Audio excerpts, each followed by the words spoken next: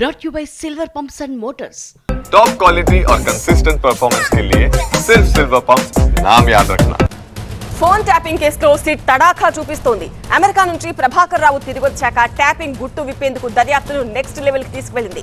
నిందితులను ప్రశ్నించడంతో పాటు బాధితుల వాంగ్మూలాలు కూడా రికార్డ్ చేస్తోంది. ఇప్పుడు మరో రౌండ్ విచారణకు సిద్ధమైంది. ఇవాళ మరోసారి సిట్ విచారణకు హాజరయ్యారు సస్పెండెడ్ డీఎస్పీ ప్రణీత్ రావు. మొన్న విచారణకు హాజరై కీలక డాక్యుమెంట్లు సమర్పించడంతో వాటి ఆధారంగా అధికారులు ప్రణీత్ రావుపై ప్రశ్నల వర్షం కురిపిస్తున్నారు. అలాగే కేసులో A1 గా ఉన్న ప్రభాకర్ రావు స్టేట్మెంట్ ను ప్రణీత్ రావు ముందుంచారు. అయితే ప్రభాకర్ రావు చెప్పిన ప్రతి పని చేసుకుంటూ వచ్చానన్నారు ప్రణీత్ రావు. ఎస్ఐబిలో స్పెషల్ ఆపరేషన్ టీం కార్యక్రమాలను ప్రభాకర్ రావు పూర్తిగా తనకు అప్పగించినట్టు ప్రణీత్ రావు చెప్పారు. ప్రభాకర్ రావు ఆదేశాల మేరకే హార్డ్ డిస్క్లు ధ్వంసం చేసినట్టు ప్రణీత్ రావు స్టేట్మెంట్ ఇచ్చినట్టు తెలుస్తోంది. ప్రభాకర్ రావు రాజీనామా చేసి వెళుతూ హార్డ్ డిస్క్లు మొత్తాన్ని ధ్వంసం చేయమని ఆదేశించారని ప్రణీత్ రావు స్టేట్మెంట్ ఇచ్చినట్టు సమాచారం. ఇటు కేంద్ర మంత్రి బండి సంజయ్ కి సిట్ అధికారులు ఫోన్ చేశారు. ఫోన్ ట్యాపింగ్ కేసులో విచారణకు పిలుస్తామన్నారు. ఎప్పుడు అందుబాటులో ఉంటారో ఆరా తీశారు అధికారులు. ఆయనను సాక్షిగా విచారించే అవకాశం ఉంది. మరోవైపు ఈ కేసులో కేసీఆర్ ను సైతం విచారించాలని డిమాండ్ చేస్తున్నారు బండి సంజయ్. ప్రభాకర్ రావు కానీ రాధాకిషన్ రావు అనే వ్యక్తులు కానీ వీళ్ళిద్దరూ అనేక మంది ఇతర పార్టీలకు సంబంధించిన కార్యకర్తలు ఉసురు పోసుకున్న వ్యక్తులు వీళ్ళు.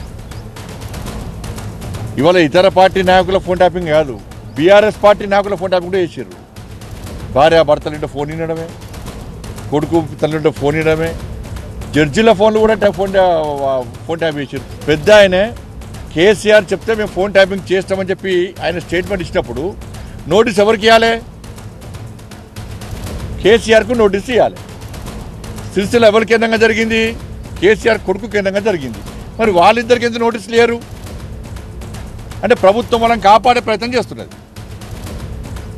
లోపాయకార ఒప్పందం, కాంగ్రెస్కును బీఆర్ఎస్కు లోపాయకార ఒప్పందం. ఈ కేసుకు సంబంధించి మా కొలీగ్ ప్రణీతతో మాట్లాడదాం. ప్రణీత, ఫోన్ ట్యాపింగ్ కేసులో సిట్ ఎంత స్పీడ్ గా దర్యాప్తు చేస్తుందో మనం చూస్తున్నాం. సో ఇప్పటి వరకు చేసిన దర్యాప్తులో ఎలాంటి కీలక విషయాలు నమోదు చేశారు? ప్రభాకర్ రావు చెప్పిన పనిని మాత్రమే నేను చేశానని ప్రణీత్ రావు చెప్తున్నారు. మరి ప్రణీత్ రావు పైన ఎలాంటి చర్యలు ఉండబోతున్నాయి? బండి సంజయ్ ని సాక్షిగా ఎప్పుడు విచారించబోతున్నారు? ఫోన్ ట్యాపింగ్ కేసులో సెకండ్ ఫేజ్ ఆఫ్ ఇన్వెస్టిగేషన్ కొనసాగుతుందని చెప్పొచ్చు. ఎందుకంటే ప్రభాకర్ రావు రాకముందు వరకు కూడా జరిపేటువంటి ఇన్వెస్టిగేషన్ ఒక తీరు అయితే, ప్రభాకర్ రావు ఇండియాకి వచ్చి సిట్ అధికారుల ముందు అటెండ్ అయిన తర్వాత ఆయన ఇస్తున్నటువంటి సమాచారం ఆధారంగా జరుగుతున్నటువంటి విచారణ మరొక ఫేజ్గా చెప్పొచ్చు. సో ప్రభాకర్ రావు వచ్చిన తర్వాత చాలామంది సాక్షులను సిట్ అధికారులు విచారించారు. సుమారు ఇప్పటికే 40 మందికి పైగా సాక్షులను జూబ్లీహిల్స్ పోలీస్ స్టేషన్కు పిలిపించి సిట్ అధికారులు వాళ్ళ వాంగ్మూలాలను తీసుకుంటున్నారు. ఇందులో చాలామంది ఇతర పార్టీలకు సంబంధించినటువంటి నేతలు ఉన్నారు. కాంగ్రెస్, బీజేపీతో పాటు బీఆర్ఎస్ పార్టీకి సంబంధించినటువంటి పలువురు ఫోన్లను కూడా గతంలోనే ట్యాప్ చేసినట్టు కోర్టుకి ఇచ్చినటువంటి అఫిడవిట్లలో కూడా సిట్ అధికారులు గతంలోనే ప్రస్తావించినటువంటి పరిస్థితి. తాజాగా సిట్ అధికారులు సాక్షులకు ఇస్తున్నటువంటి నోటీసులలో బీజేపీ కేంద్ర మంత్రి బండి సంజయ్కి కూడా ఒక మెసేజ్ పంపించారు. త్వరలోనే తమ ఎదుట విచారణకు హాజరై స్టేట్మెంట్ ఇవ్వాల్సిందిగా ఆయనను కూడా కోరారు. త్వరలోనే ఆ డేట్ని కూడా సిట్ అధికారులు డిసైడ్ చేయబోతున్నారు. సో ఫర్దర్గా ఆయన ఈరోజు కరీంనగర్లో మాట్లాడుతూ కొన్ని కీలక స్టేట్మెంట్స్ కూడా చేశారు. ఫోన్ ట్యాపింగ్ కేసును సిబిఐకి ఇవ్వాలని డిమాండ్ చేసినట్టుగా కూడా ఆయన మాట్లాడారు.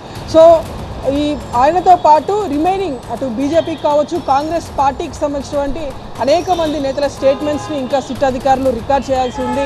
గతంలోనే బీజేపీకి సంబంధించి రఘునందన్ రావు కావచ్చు, ఈటెల రాజేందర్ కావచ్చు, వీరందరికీ సంబంధించినటువంటి స్టేట్మెంట్స్ని ఇంకా సిట్ రికార్డ్ చేయాల్సి ఉంది. ఎందుకంటే వీళ్ళందరి ఫోన్లో ట్యాప్ అయినట్లు గతంలోనే సిట్ అధికారులు, గతంలో అరెస్ట్ అయినటువంటి అధికారులు ప్రణీత్ రావు, భుజంగరావు, రాధాకిషన్ రావు తృప్తన ఇచ్చినటువంటి ఇన్ఫర్మేషన్స్ని ఆధారంగా బేస్ చేసుకొని వాళ్ళు ఇచ్చినటువంటి స్టేట్మెంట్స్ని కోర్టుకు కూడా సబ్మిట్ చేశారు. సో వీళ్ళందరి ఫోన్లు కూడా ట్యాప్ అయ్యాయని చెప్పేసి సిట్ అధికారులు భావిస్తున్నారు. సో ఇప్పుడు ప్రభాకర్ రావు విచారణ తర్వాత ఆ సాక్షులందరినీ కూడా ఒక్కొక్కరిని పిలిపించి వాళ్ళ స్టేట్మెంట్స్ అందరినీ కూడా తీసుకుంటున్నారు.